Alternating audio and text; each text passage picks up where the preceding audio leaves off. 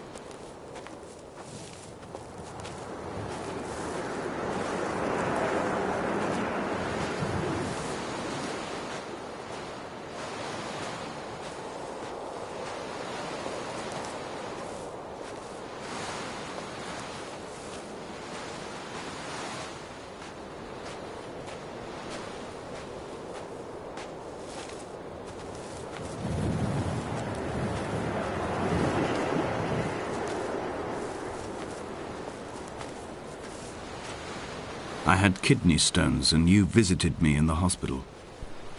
After the operation, when I was still half submerged in anesthetic, your outline and your speech both blurred. Now my stones have grown into an island and made their escape, and you have been rendered opaque by the car of a drunk.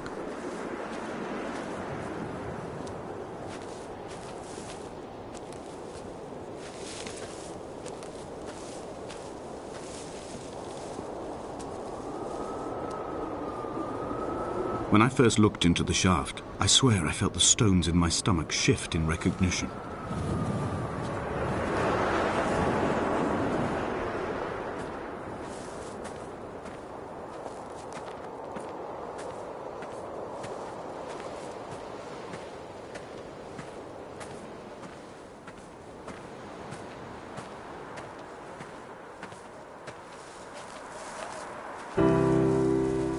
I've begun to climb, away from the sea and towards the center.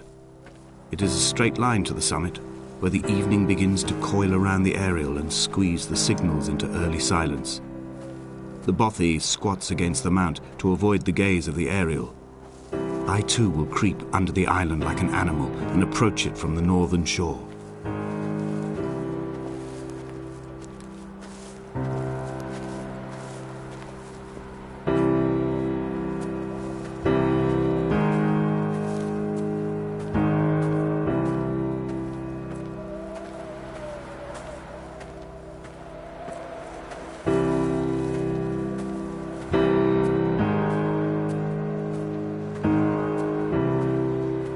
The bothy was constructed originally in the early 1700s. By then, shepherding had formalized into a career. The first habitual shepherd was a man called Jakobsen, from a lineage of migratory Scandinavians. He was not considered a man of breeding by the mainlanders.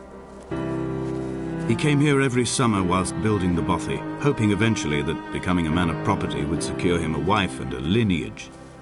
Donnelly records that it did not work. He caught some disease from his malcontented goats and died 2 years after completing it. There was no one to carve white lines into the cliff for him either.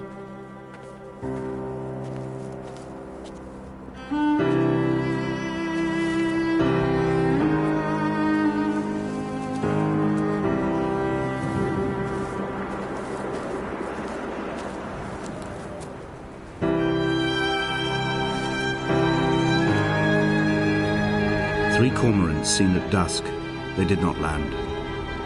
This house built of stone, built by a long-dead shepherd. Contents: my camp bed, a stove, a table, chairs, my clothes, my books. The caves that score out the belly of this island, leaving it famished. My limbs and belly famished. This skin, these organs, this failing eyesight. When the battery runs out in my torch, I will descend into the caves and follow only the phosphorescence home.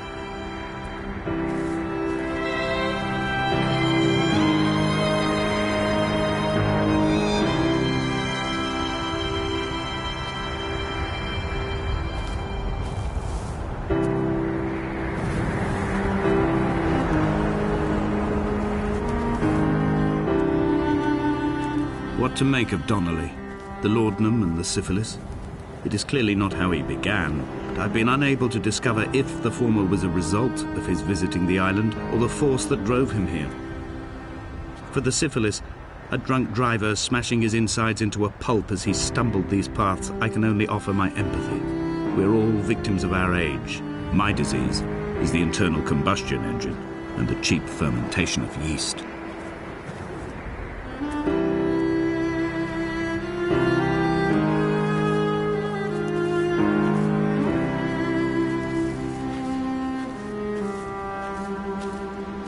They found Jakobsen in early spring. The thaw had only just come. Even though he'd been dead nearly 7 months, his body had been frozen right down to the nerves and had not even begun to decompose. His fingernails were raw and bitten to the quick. They found the phosphorescent moss that grows in the caves deep under the nails. Whatever he'd been doing under the island when his strength began to fail is lost. He'd struggled halfway up the cliff again, perhaps in a delirium, perhaps trying to reach the Bothy's fire before curling into a stone and expiring.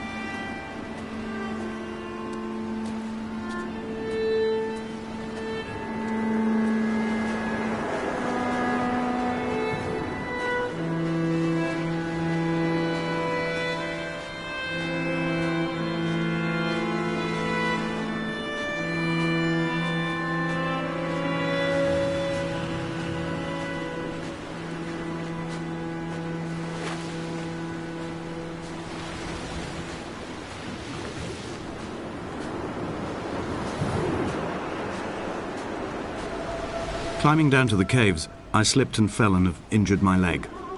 I think the femur is broken. It is clearly infected. The skin has turned a bright, tight pink, and the pain is crashing in on waves, winter tides against my shoreline, drowning out the ache of my stones. I struggled back to the Bothy to rest, but it has become clear that there is only one way this is likely to end. The medical supplies I looted from the trawler have suddenly found their purpose. They will keep me lucid for my final ascent.